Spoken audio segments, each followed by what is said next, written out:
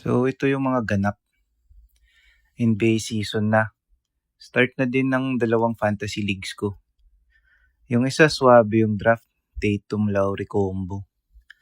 Pero yung sa kabila, ganda sana, Embiid Durant. Sabay ayaw maglaro ni Embiid. 2 weeks na ako tambak. Buhay nga naman. Malapit na din yung 10K race ko sa Intramuros. Medyo petiks ako sa training recently. Mas focused pa ako magbuhat sa gym kaysa tumakbo. Gusto ko kasi mag-sleeveless na sa mga gig ko at makapag-topless sa music video para kunwari hip-hop. Ito talaga motivation ko ngayon pagdating sa health.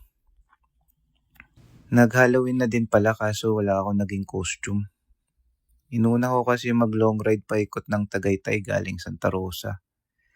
Gusto ko kasi subukan yung road bike na ginamit ko last race kung mas madali ba talaga versus mountain bike. Wala, kahit anong gawin ko, mahirap pa din revpal kahit baliktarin ko ang mundo. 3 undas ko na ginagawa to, malapit na siya maging annual thing. Dadali lang siguro to kapag nagmotor na ako. O siya, balitaan ko kayo kung ano mangyayari sa race.